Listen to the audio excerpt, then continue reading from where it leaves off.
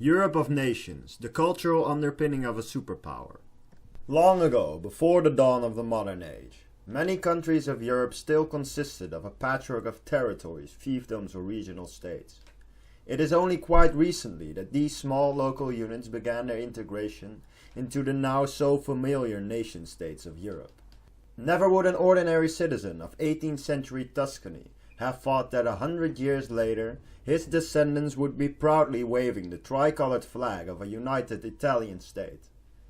Oftentimes, the regions that later coalesced into Europe's nations already had overarching institutions and treaties in place before their true cultural political unification.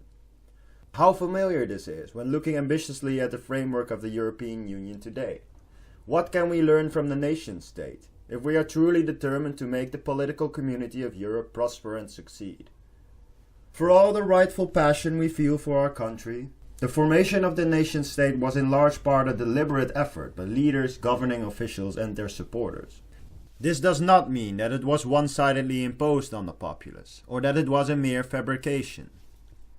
It was in fact a process of mutual fulfillment, based fully in reality. Policymakers and enthusiasts tapped into a reservoir of very real emotion to bind together a people that already had strong cultural connections into a centralized political state. Although there were counter-movements at first, this endeavor was largely met with eagerness by the denizens of the arising state, who were well aware of their common history and culture, and so readily understood the narrative and the symbols being used. As time unraveled, the people would begin to feel an affinity with their overarching cultural community, and, while holding on firmly to their regional identity, they were encompassed into the cultural political framework of their nation-states. Today, even the staunchest critics of government feel a warm affection toward their country. By now, most European countries, while still employing their history and traditions as a source of national pride, base their sense of belonging primarily on citizenship and civic values. It has often been stated that Western European countries have long neglected to adequately defend these values, and have sometimes sidetracked their own cultures, all for the sake of multiculturalism. For the aforementioned model to work, it is essential that the original culture, in the form of values but also in the form of history and tradition, be seen as the primary reference point. That of course does not mean that every citizen should live, dress or act the same, but simply that civil education, national holidays and public celebrations should be guided by the core culture of society. With that in mind, a sense of pride and belonging that is based on citizenship and a shared cultural history, by extension can also serve as the foundation for uniting European civilization into a true political community. After all, the values, culture and traditions of individual European nation-states are only part of a cultural continuum that stretches across the European continent. From the Atlantic coast to the Black Sea, and from north to south, there's an unmistakable similarity in the character of society, one that is founded firmly on a shared history.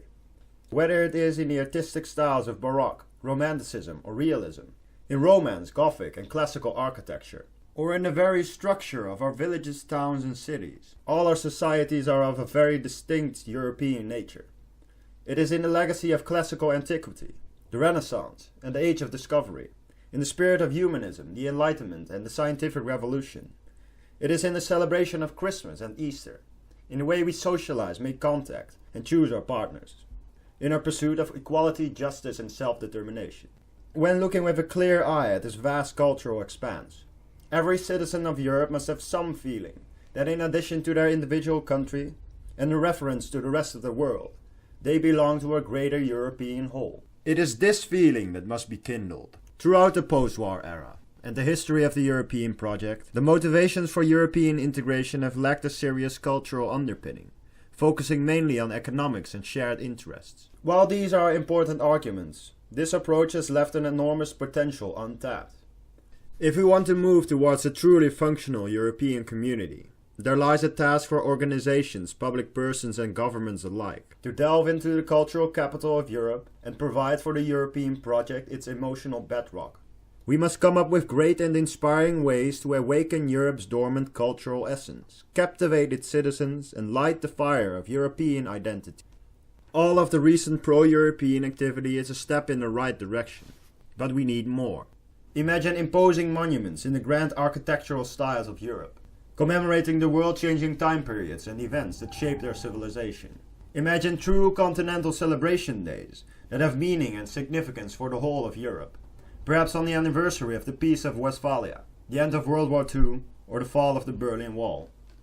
The richness of European history and the abundance of European cultural symbolism leave us with almost endless possibilities.